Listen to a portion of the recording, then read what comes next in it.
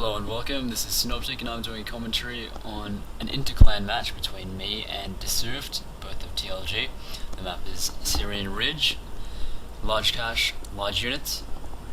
Our armies, both our artillery, the rules were maximum 2 Dragoons, light Dragoons, and no fixed. I have 1 Howitzer, that's about it for my artillery. Desufed will have a Puckle gun, and a Howitzer as well.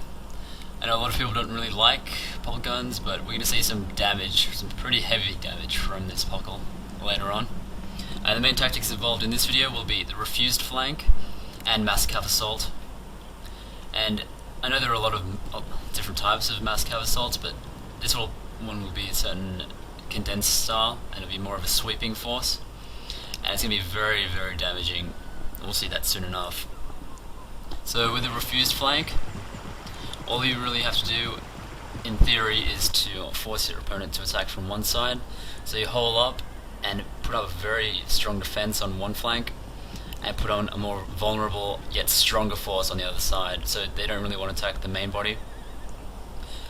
So I have light Dragoons in Overwatch. Notice the bottleneck between the two pools, and there's no real incentive to attack there. There's a light Dragoon watching, and I'm going to set my artillery relatively close to that area, as well as stakes from my rifles, in which I have 2 long and 2 light. So this map doesn't really support long range fights, mostly due to the hill here, which is where most fights happen in 1 vs 1 games, and including 2 vs 2. So with the refused flank, I've moved far to the right. I've veered off, which is quite unusual, and cannot be a good thing for the opponent here. So Desufed would have obviously been quite annoyed at this. He would have had to move much further, and not only moved much further in, but he'd also come to face with stakes and artillery in the main force. So I get the first artillery shot, although he's already quite fast to set up. So this is the flank that I want him to attack. You can see it's relatively large and open. He takes the woodland here, but I notice a small opening between the pool to the left of this wood area here. With I think my Dragoons, I'm going to send them up. I was going to try and go for his artillery. He reinforces the area with his cav on the right here. You can see them moving now. So that's a good move in protecting his artillery. However, his flanking force is now extremely vulnerable, and I'm going to attack that with everything I have. Take note, however, my main defensive line is still there. It's not moving. In maintaining refused flank, you do not want to lose the refused area, otherwise you'll lose your main initiative and defensive line, and that's where my artillery is as well. So in keeping with the strategies from previous fights, have cavalry very close to your line infantry, get ready for any retreat, and charge them ASAP. He counter charges me. This is one of multiple counter charges, so this is going to hold up my advance and cause quite a fair bit of damage as well, and I believe he's shooting at me with artillery, which is not good at all for me. I've already lost a line infantry from that charge, that's very successful. On the far right, he charged me with Gard, so he's going to move out as he sees the square, and I'm almost going to lose the Regiment de force here after charging into a line infantry. So I'm going to get one of my light Dragoons out of that initial cav charge into the left side of my flanking force, come back into line infantry line mode, and attack this woodland area. So one of those guys was a Walloon Guard. Always good to target those guys because they will hammer you, absolutely destroy you if you let them fire. And he actually has another one of those, and we'll see how much damage that does quite soon enough. So I push through and I attack his artillery unit. Although he is ready for this, you can see cavalry coming down, and his Walloon Guard is in the woodland shooting me. And these guys have very fast reload, so when you're shooting cavalry with line infantry, they all fire at once regardless of platoon fire, and they do not kneel down either, so the front line will fire. However, with guards, they'll obviously reload much faster, and they'll get their second and third volleys off quite fast enough and eliminate cavalry. So he sees an opportunity to attack me, but he finds out the hard way that attacking the refused area is going to result in heavy losses. So there's his militia initial charge with them, and they had to pull back because it just didn't seem feasible, and it isn't, mainly because of the defense I've set up in the woodland, plus stakes, plus line infantry, and a light Dragoon watching the flank. So when I attack the flanking force, I've eliminated them with most of my army. I sent most of my strong forces there, So initial vulnerability, you can turn that against them with a counter-attack. So now I have the upper hand on the right side, although his main body is still quite in effect, and you can probably hear the Puckle gun just going nuts. It doesn't really stop firing. Prior to 1.4, I think, that thing just simply did not stop shooting. Now take note of these cavalry here, cavalry units. This will be a part of Desufed's mass cav charge, mass cav sweep or other, which is going to prove very, very successful. I also see this as an opportunity to push up my mid, along with my artillery support. And with artillery support and cav charges, I'm causing some mild retreat, and you can see the effect of quicklime there, with all the distortion effects. So we've got a hussar coming in, and this hussar will be eaten alive by this Puckle gun. You can hear it and just firing away. You can see the flag just going off. And it really, really eats up cavalry. It's almost anti-cav, because the rate of fire, even if a cavalry unit runs directly at it, it'll get chopped up.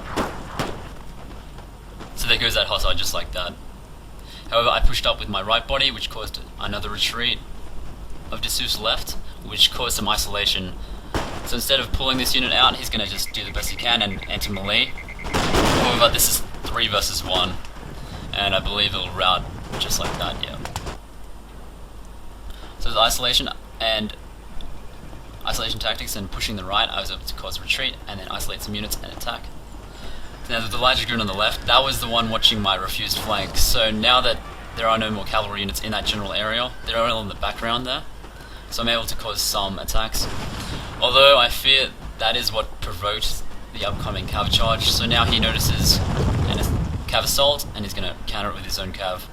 And that routing Swiss infantry unit was the effective end result of a Walloon Gard. It just ate it alive. It just did not stop shooting with its platoon fire, completely disregarding the fact that Swiss infantry is very effective as well.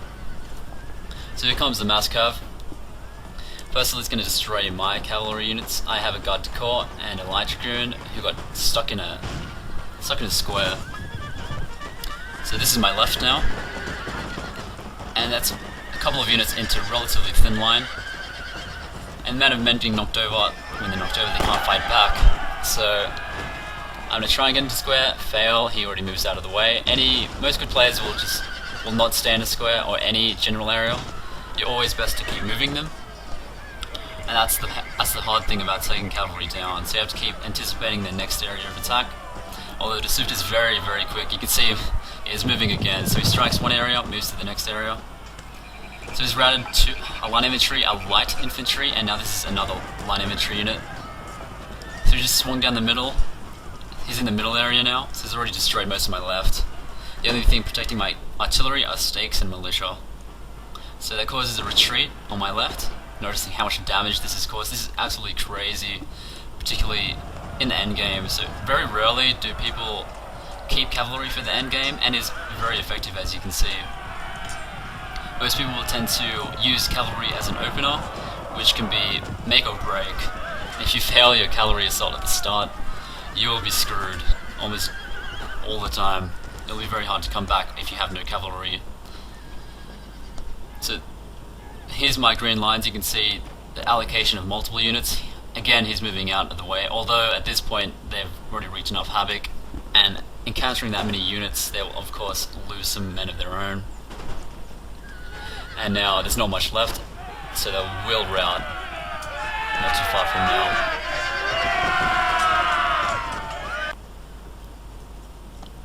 So this map does allow for some unique things with the bottlenecks. There's a hill in the middle, and right now we're seeing utilization of the bottlenecks and not the hill itself. The hill itself has no real effect in this battle. As you can see, it's to the left. So there goes his cavalry, and that's the last part of his army, major part. All the while I was firing quicklime into his hill force, which is now relatively low, who had been constantly peppered by light infantry. But seeing how much damage that cavalry assault did, it might prove useful for people to start doing this in the future. Leaving reserve units can do a lot of damage. Give me a hug. Some of these animations are alright. I'm getting kind of over them now. I know a lot of people don't like how it's 1v1 all the time. So the whole numerical inferiority can play against you quite hard, regardless of unit stats. So larger units will generally win in melee, and as you can see, that's practically the end of the fight there. So again, refused flank, attacking with a strong force, and mass cav assault. Hope you enjoyed that, thanks for watching.